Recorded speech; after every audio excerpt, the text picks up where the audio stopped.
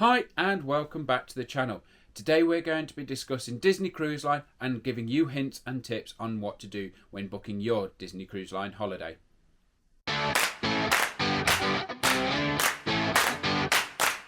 As you know, on the channel I've announced that I will be going on a Disney Cruise Line, and I've also done a podcast with This Dad Does Disney UK and discussed the Disney Cruise Line on there, so you can find it on Spotify and if you wanted to have a listen to that as well.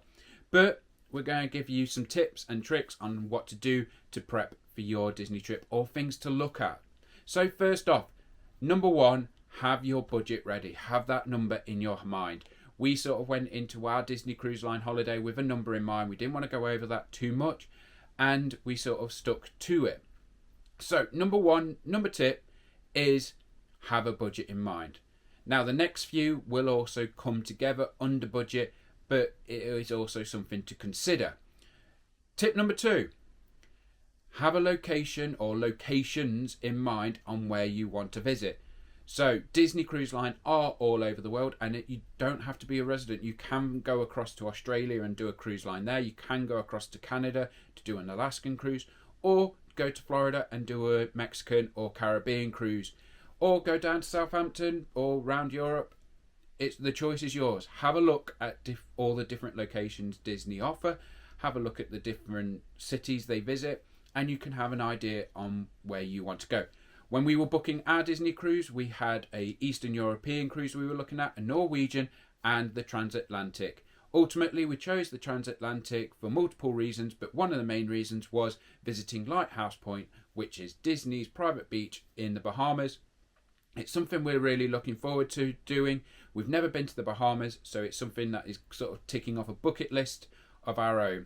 So have an idea on where you want to go. Depending on where you go will have an impact on your budget. So again, having that budget number one straight away gives you an idea on what you can do. Obviously, if you are traveling to another country as part of that, you will have to take travel into account, but you might find that some cruises are a lot cheaper elsewhere than they are nearby. Number three, have an idea on how long you want to be on the cruise for. We did our first cruise and we only did a 2-night cruise. We really enjoyed it. We thought we didn't spend enough time on board, which is why we've gone for a longer cruise this time round. First time people may choose to do the same thing. You may choose to do a shorter cruise and get an idea of what it's like before committing to a whole big week-long cruise. So have a look at that. Again, the longer you are on board has an impact on your costs. So again, that can be something that you have to look at. It might be that you are restricted for how long you're on board with your budget. And number four, have a look at what is on offer throughout the year.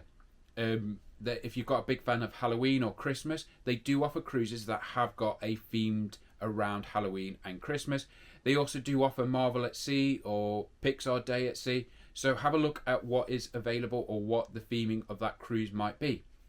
Again, you choose a particular cruise line or a particular date, it will have an impact on your budget. So number 2, 3 and 4, choose location, how long and when during the year will have an impact on your budget. So if you've got that budget first and foremost in your head, you can work around the rest and you can edit them and have a look and see what is available to you. Number 5 is also looking at the different cruise ships. So different cruise ships have different themed restaurants. So for example, the Disney Magic has a Rapunzel themed restaurant. There's also Frozen and Princess and the Frog. So if you've got a fan of that particular film and those characters, then you might want to choose that particular cruise ship. You might also want to see what onboard activities they have to offer, like adult dining or alcohol tasting, or just even the excursions on when they go to those ports. That might also have an impact on your choice and your budget. So I would say do a little bit of research on what the cruise ships have to offer and what is available to you and activities you can do while on board. Each cruise ship will have funnel vision where they show the movies over the pools. They'll have pools. They'll have their deck, the different decks, they'll have the cinema, they'll have the theatres. They will also all be included.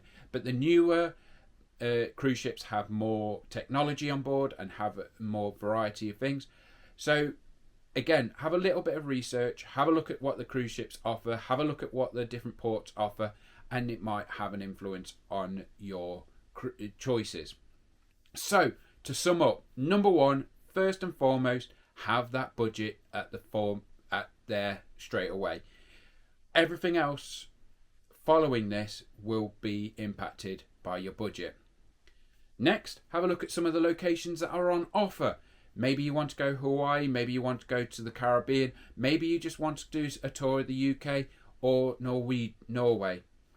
There are cruises all around the world, so have a look and explore, have an investigate, and try and see what appeals to you and works within your budget. Number 3, have a look at the length of stay. Again, it might have a massive impact on your budget. You might want to go for a short cruise just as a taster, or you've done a short cruise like myself before and you feel like you want to spend a bit more time on the ships. Have a look around, see what works for yourself. Number 4, have a look at the different types of year. Maybe there's a special event that you're interested in. It's something that we've discussed and looking into, maybe for next year or a few years' time, on maybe doing a Halloween or a Christmas cruise, just to see what it's like on board, just to celebrate that differently. And number 5, have a look at the cruise ships themselves. Each cruise ship does have something slightly different to offer. Maybe it's activities, maybe it's themed restaurants. Have a look and see what appeals to you. Again, going on the different cruise ship can have a little bit of an impact on your budget. So again, that's why number 1 is your budget, and the other 4 are elements that you can edit and tailor it to your tastes and become with something that you want to do more of your own. Hopefully this has been really helpful to you. If you do want to contact me, Instagram, my email is available, there's Facebook. Contact, all the social medias are in the description below. Get in contact, I will try and help you with the best way I can and get you on board if you are wanting to look at 2025 or maybe something this year.